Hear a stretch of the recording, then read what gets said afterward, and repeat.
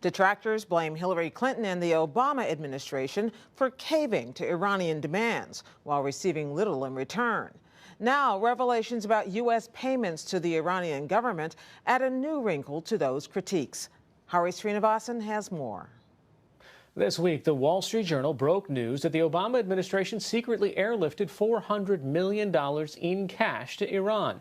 The money was owed as part of a failed arms deal prior to the 1979 Islamic Revolution, but the payment coincided with the release of 4 Americans imprisoned in Tehran, raising questions about cash for prisoners. Donald Trump criticized the move today at his rally in Portland, Maine.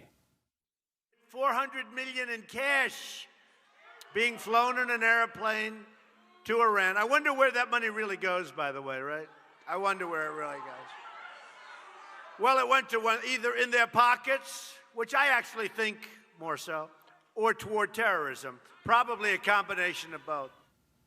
Late this afternoon, President Obama pushed back and defended the U.S. decision to send the cash to Iran. He spoke at the Pentagon. We announced these payments in January, many months ago. There wasn't a secret. We announced them to all of you. Iran had pressed a claim before an international tribunal about them recovering money of theirs that we had frozen, that as a consequence of its working its way through the international tribunal, it was the assessment of our lawyers that we were now at a point where there was significant litigation risk and we could end up costing ourselves billions of dollars.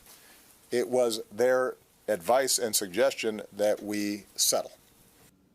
For more on this, I'm joined by the reporter who broke the story, the Wall Street Journal's Jay Solomon. He's also the author of the forthcoming book, The Iran Wars, Spy Games, Bank Battles, and the Secret Deals That Reshaped the Middle East. Jay, thanks for joining us. It's not every day that the Secretary of State and then the President come out and sort of challenge the newsiness of your story. At one point, the President called this part of manufactured outrage. I guess the central question here is, was this part of this pre-negotiated payment for the arms deal in the late 70s?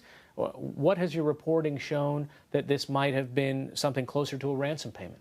I mean, the difficult part of the story from the very beginning was the administration did announce back in January this $1.7 billion payment. But as far as the specifics, the mechanics, they've refused to answer, like, when did the money arrive? How was it spent? Was it sent in cash? Until through our reporting, we found out that actually this money was sent in pallets of cash on a plane secretly. And to this day, we're still trying to figure out the timing. When did this money arrive? And through this reporting, there is indications that it was sequenced, that basically these Americans weren't going to be released until that money arrived. So then it becomes a question, really, of timing. So which leads you to believe that there was a quid pro quo, that the prisoners wouldn't be released until the cash was in hand? I mean, that is part of what we're seeing. I mean, it is hard because various elements are true. And the White House says this was a decades-old, dispute over financing, over this arms deal. That is true. There are a lot of different disputes that are continuing between Iran and the U.S. on the financial side. But the particulars of how this was paid and when the money got there is still, they refuse to answer those questions. And they could easily resolve this by just saying, yeah, the money arrived then, it was paid in cash, and it was no problem. But if you watch the State Department transcript today, they were repeatedly asked, and they would just not answer that question. You know, the president seemed to say that it was cash partly because our sanctions against Iran were working so well and that we don't have a banking relationship with them. I think he sort of said, well, because we couldn't write them a check.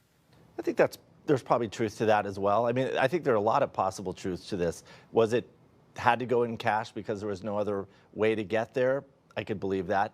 Was it also the situation where the Iranian side wouldn't give up these Americans until they got that money? I could see that. The Iranians, some of the generals themselves have publicly said that this was, they only released the spies, as they called them, once the money arrived.